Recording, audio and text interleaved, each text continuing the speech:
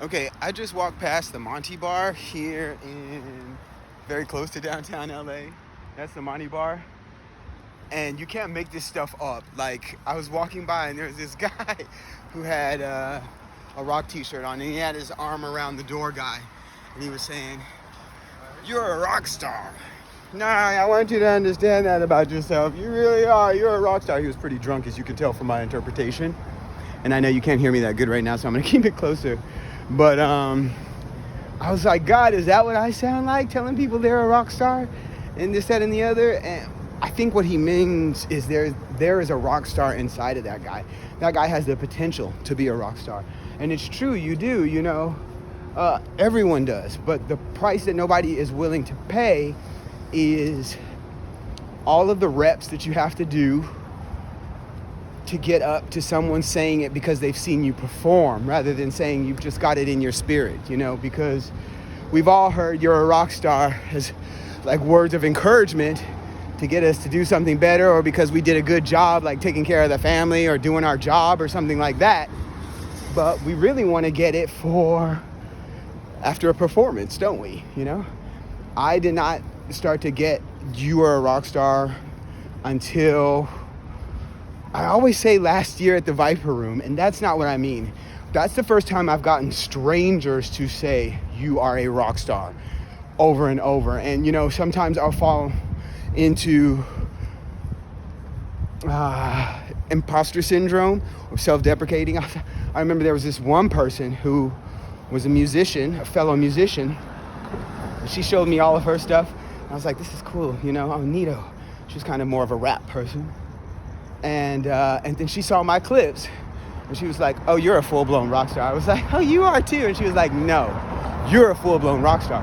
And the reason why she says that is because when you combine hitting the vocal line the way that everybody likes it, gravelly, a little extra manly for your own voice, and then you're also playing an instrument at the same time, and then you're also moving at the same time, it's like juggling, and people are hypnotized to say you're a juggler. But instead of it being juggling, obviously, it's you're a rock star. And all it takes is being able to train that up. This year, I had two really, really, really special guys who I was doing work for and work with. And one I am still doing work with. Another came up against some life circumstances that were too much for him to face. And he didn't feel like working on his craft because he was blindsided by life, really, in the middle of our working together. But that guy, I asked him, what song would you like to sing if you had the power to sing anything you wanted to, and you could show people a song that you did, what would it be? And he was like, "Dead or Alive." And so I had a live one-on-one. I don't want to say live. I didn't mean to say live, because live sounds like there's lots of people invited. But this was a one-on-one type of a thing where he got a private. It was a private, really.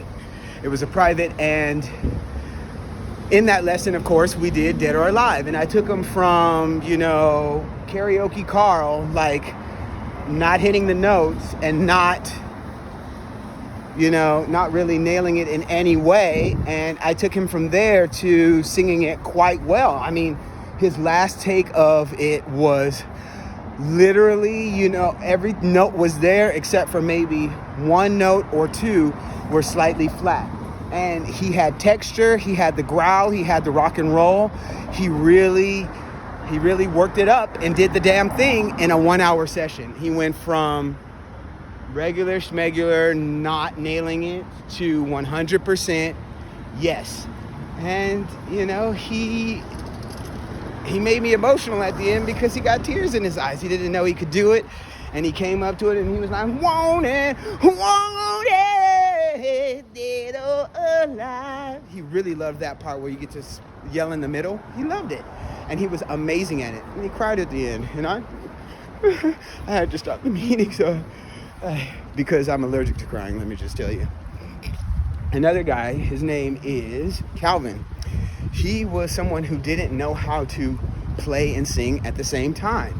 He's like, I can't play. The only thing with me is I can't play and sing at the same time. And I said, okay. And he was like, and I was like, I'd like to work on that with you. And he was like, okay, yeah, we're going to have to wait until after the new year. I'm working on some projects. I have some things to do and da-da-da-da-da. And I'm like, okay, well, why don't we just grab your guitar right now? What is a song that you know all of the words to and you can sing it in your sleep? And for him, it was Chris Isaak's big hit, which title escapes me, Wicked Game.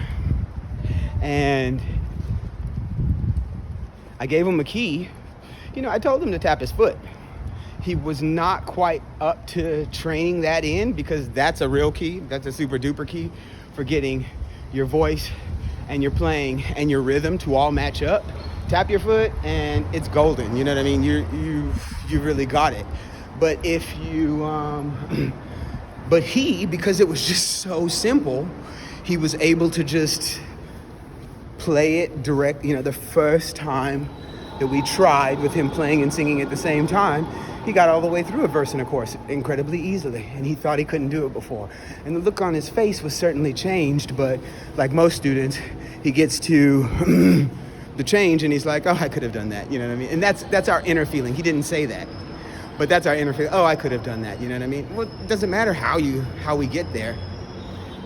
It's up to you to let yourself say, I'm not too old. This guy, the second guy was 58. The first guy was, I think, 60s. Okay? And you're never too old to have your rock star moment. Charles Bradley was 65.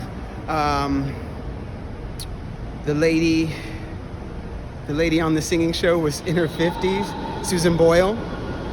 Now that one makes me have a nice man cry. Ernell Pineda, late 40s. You're not too late. Let's do this.